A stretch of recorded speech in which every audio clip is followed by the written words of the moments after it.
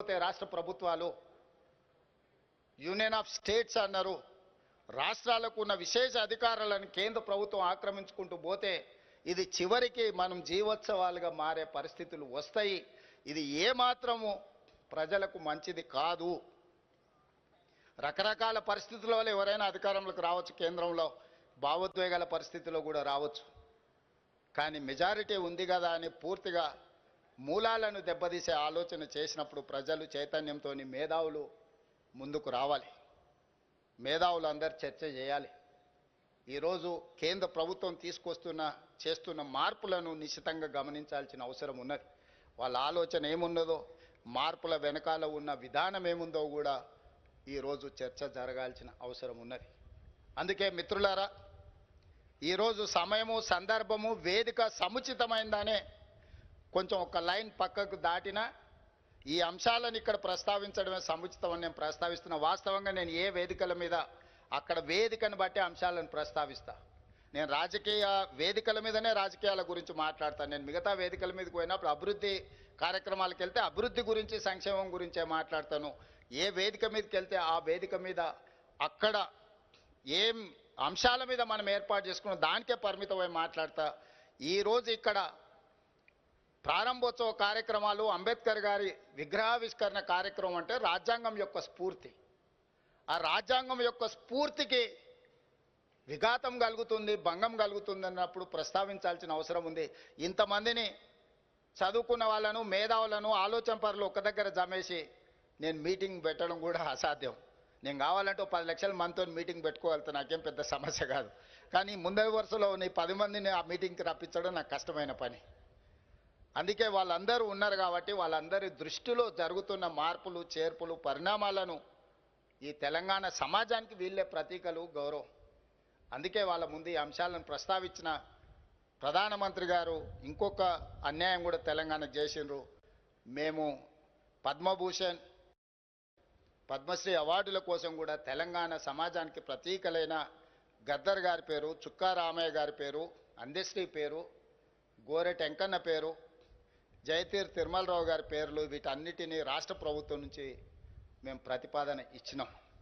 కానీ ఏ ఒక్క పేరు కూడా కేంద్ర ప్రభుత్వం పరిగణలోకి తీసుకోలేదు. ఇది మాకు కొంచెం బాధ కలిగించింది. మిత్రుడు మందకృష్ణ మాదిగకి ఇచ్చినందుకు మనస్ఫూర్తిగా నేను అభినందిస్తున్నా.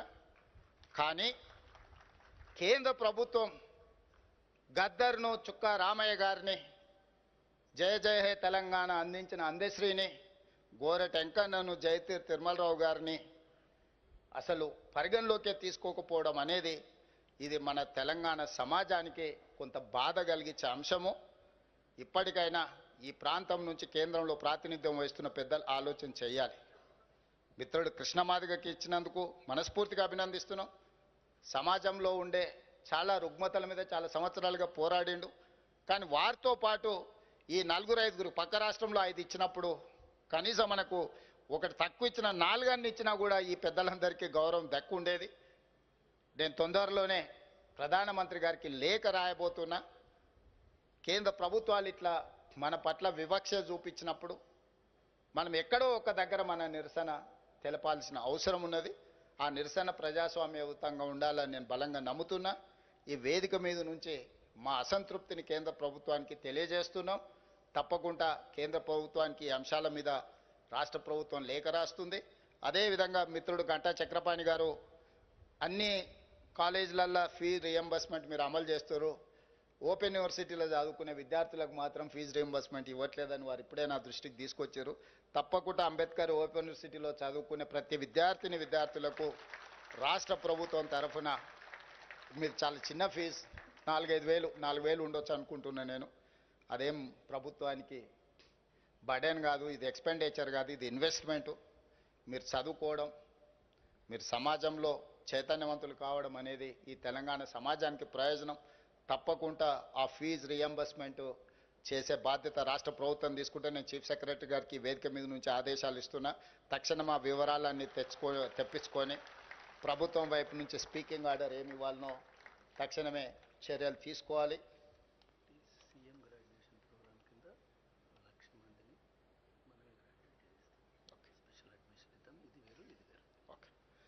అదేవిధంగా సీఎం గ్రాడ్యుయేషన్ కింద 1,00,000 మందిని గ్రాడ్యుయేషన్ ప్రోగ్రామ్ చేస్తామని వైస్ ఛాన్సలర్ గారు చెప్తున్నారు. ఆ వివరాలు కూడా తెలుసుకొని ప్రభుత్వం వైపు నుంచి అందించగలిగిన ఏమున్నా తప్పకుండా మేము అందిస్తాం. ప్రొఫెసర్ రామరెడ్డి గారి కుటుంబానికి సంబంధించిన విషయాలు కూడా వారు నా దృష్టికి తీసుకొచ్చారు. తప్పకుండా ఈ విషయాలన్నిటిని కూడా పరిగణలోకి తీసుకుంటాం. నేను ఆ తర్వాత మా యోగితా రాణా గారికి నేను సూచన చేస్తున్నా, వైస్ ఛాన్సలర్ గారితో మీరు ప్రత్యేకంగా సమావేశమై ఇక్కడ వివిధ అంశాలు ఏమేమి ఉన్నాయి, ప్రభుత్వం వైపు నుంచి మనం చేయగలిగిన పరిష్కరించగలిగిన అంశాలు ఏమున్నాయో కూడా వాళ్ళ నుంచి ఒక నివేదిక తీసుకోండి. ఈ వేదిక మీద నుంచి ఇక్కడ ఈ అంబేద్కర్ ఓపెన్ యూనివర్సిటీలో ఉన్న ఖాళీలు అన్నిటిని కూడా భర్తీ చేయడానికి ప్రణాళిక సిద్ధం చేయండి. ఖాళీలు ఉంటే ఈ యూనివర్సిటీ ఉన్నా ప్రయోజనం లేదు. మనం కాంక్రీట్ స్ట్రక్చర్స్ కోసం యూనివర్సిటీలు పెట్టడం లేదు. ఈ కాంక్రీట్ స్ట్రక్చర్స్ మధ్యలో విద్యార్థులు ఉపాధ్యాయులు ఉన్నప్పుడే వీటి ప్రయోజనం చేకూరుతుంది. నేను అది బలంగా విశ్వసిస్తా.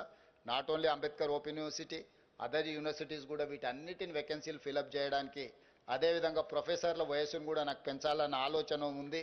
ఇప్పుడు మరి 61 సంవత్సరాలు ఉన్నట్టుంది, దీన్ని 65 సంవత్సరాలకు 65కు చేయాలన్న 60 ఉందా, 60 సంవత్సరాలు ఉంది. ప్రొఫెసర్ల వయసును కూడా 65 సంవత్సరాలకు పెంచాలన్న ఆలోచన నాకు ఉన్నది. తప్పకుండా వాళ్ళ అనుభవాన్ని యూనివర్సిటీలలో మేము వినియోగించుకుంటాం. అన్ని రకాలుగా ఈ విశ్వవిద్యాలయాలను బలోపేతం చేసి సమాజానికి మార్గదర్శకులను తయారు చేసే వేదికలుగా ఇవి ఉండాలి. ఇక్కడ నుంచి మంచి నాయకులు రావాలి.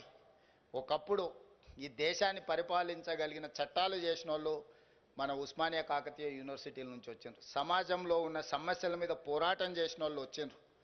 ఉస్మానియా యూనివర్సిటీని పివి నరసింహారావు గారు, జయపాల్ రెడ్డి గారు ఎట్లొచ్చిండ్రో గద్దర్ కూడా అక్కడి నుంచే వచ్చిండు.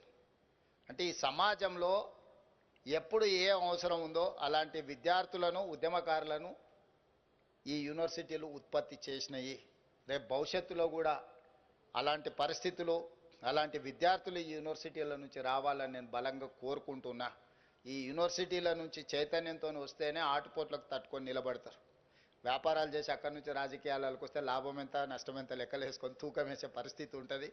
ఈ పరిస్థితి పోవాలంటే యూనివర్సిటీల నుంచి విద్యార్థి ఉద్యమకారులు, విద్యార్థి నాయకులు కూడా రావాలి అని కోరుకుంటూ మరొక్కసారి మీకు సేవల కింద పన్నులు వసూలు చేసుకునే సంస్థలుగా మిగిలిపోతే రాష్ట్ర ప్రభుత్వాలు, యూనియన్ ఆఫ్ స్టేట్స్ అన్నారు. రాష్ట్రాలకు ఉన్న విశేష అధికారాలను కేంద్ర ప్రభుత్వం ఆక్రమించుకుంటూ పోతే ఇది చివరికి మనం జీవోత్సవాలుగా మారే పరిస్థితులు వస్తాయి. ఇది ఏమాత్రము ప్రజలకు మంచిది కాదు. రకరకాల పరిస్థితుల వల్ల ఎవరైనా అధికారంలోకి రావచ్చు, కేంద్రంలో భావోద్వేగాల పరిస్థితిలో కూడా రావచ్చు. కానీ మెజారిటీ ఉంది కదా అని పూర్తిగా మూలాలను దెబ్బతీసే ఆలోచన చేసినప్పుడు ప్రజలు చైతన్యంతో మేధావులు ముందుకు రావాలి. మేధావులు అందరు చర్చ చేయాలి. ఈరోజు కేంద్ర ప్రభుత్వం చేస్తున్న మార్పులను నిశితంగా గమనించాల్సిన అవసరం ఉన్నది. వాళ్ళ ఆలోచన ఏమున్నదో, మార్పుల వెనకాల ఉన్న విధానం ఏముందో కూడా ఈరోజు చర్చ జరగాల్సిన అవసరం ఉన్నది. అందుకే మిత్రులారా, ఈరోజు సమయము, సందర్భము